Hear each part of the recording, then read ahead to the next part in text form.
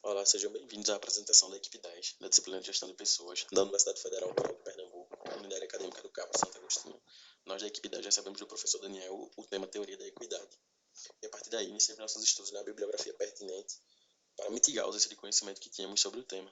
Verificamos que a teoria da equidade é uma das teorias da motivação e foi criada por John Stacy Adams no ano de 1963. E ela surge da necessidade de haver equidade dentro das organizações.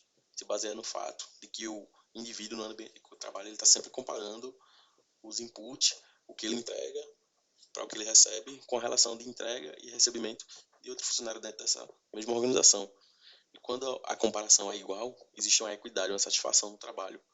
Já quando percebe-se algum tipo de diferença ou injustiça, a insatisfação aparece como no comportamento. Numa lógica de equidade, quem mais investe é quem mais recebe. E aí a gente dá um passo atrás aqui, volta na motivação.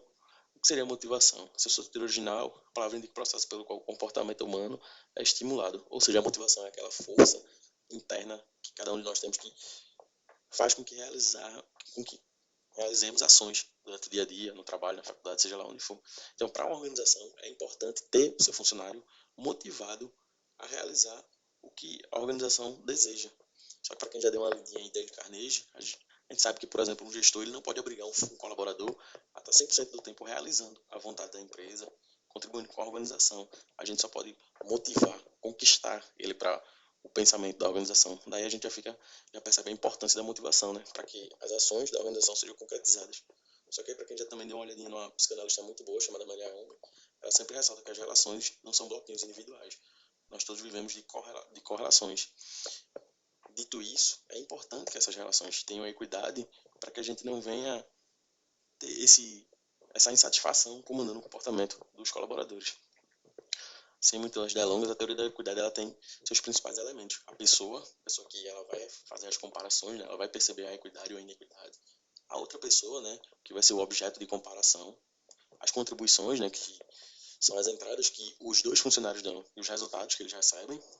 E o resultado, né, que é a comparação dessas entradas dos dois funcionários e o recebimento. Para entender isso um pouco melhor, a gente pode até dar uma olhada.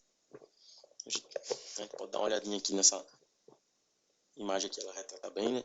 A pessoa, ela tem as contribuições dela, vezes a recompensa, ela vai comparar isso com as contribuições de um outro funcionário, junto com as recompensas que ele tem. Se essa relação foi de equidade, o ambiente de trabalho vai ser sadio. Se for uma inequidade positiva, ou seja, eu trabalho X e recebo 2X, e o meu colega trabalha X e recebe X, vai predominar um sentimento de culpa.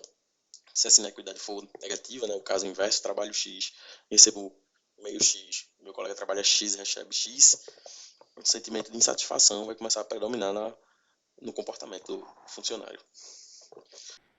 Tipos de equidade. Existem dois tipos de equidade, a equidade interna e a externa. A equidade interna se refere à comparação que ocorre quanto a outros membros dentro da organização, como, por exemplo, um colega de trabalho que desempenha uma mesma função. Já a equidade externa se refere à comparação que ocorre entre indivíduos fora da organização, como, por exemplo, um gerente bancário de um certo banco que se compara a outro gerente bancário de outro banco. Variáveis moderadoras da teoria da equidade. Na equidade, existem 4 variáveis moderadoras. São elas o gênero, o tempo de emprego, o nível hierárquico na organização e a bagagem educacional ou profissional. Ou seja, são variáveis que ajudam a fazer a comparação entre indivíduos. Quando se trata da equidade, quando a pessoa ou trabalhador ele passa a perceber que o reconhecimento de seu trabalho é desigual, isto provoca uma certa tensão ou muitas vezes uma revolta e insatisfação. É algo tão impactante que faz com que ele busque lutar por aquilo que considera justo. Quando esta situação ocorre, o trabalhador pode realizar 3 análises distintas. A equidade dos quocientes, que é quando o indivíduo identifica uma situação de equidade, os inputs e os outputs dos dois indivíduos são iguais. Iniquidade de quocientes por defeito, quando o outro trabalhador, em comparação, obtém resultados superiores aos do indivíduo que compara, apesar de os inputs de ambos serem iguais. E iniquidade de quocientes por excesso, quando o trabalhador que compara obtém resultados superiores aos do indivíduo em comparação, apesar de os inputs de ambos serem iguais. Temos aqui os efeitos da injustiça causados pela teoria da equidade, né? De acordo com essa teoria, quando o trabalhador ele percebe a ocorrência de uma injustiça dentro do seu local de trabalho, uma inequidade, né, tem a possibilidade dele optar por certas escolhas, né, que seria o aumento ou a diminuição da quantidade de empenho aplicada no trabalho, né, ele vai depender de que tipo de inequidade foi percebido, né, se está sendo vantajoso para ele ou não, né. Maior ou menor número de comportamentos de cidadania organizacional, chega até negociar a retribuição, ele vai olhar se ele está sendo favorecido, né, se está sendo tudo certinho, se está tendo uma equidade ou uma inequidade com ele, né, se ele está recebendo menos por quanto ele trabalha, né. Um exemplo é ele trabalhar muito, ser dedicado, ser o melhor da empresa, ali naquela função, e está recebendo menos do que outras pessoas que não estão se dedicando ao máximo. Então, ele vai negociar essa retribuição com a empresa, negociar o quanto ele está trabalhando ali. E também temos esses três tópicos embaixo, que são os mais extremos, que seriam o pedido de transferência para um cargo diferente, para ver se muda alguma coisa, podendo chegar também a abandonar o posto de trabalho, né, procurar em outras empresas,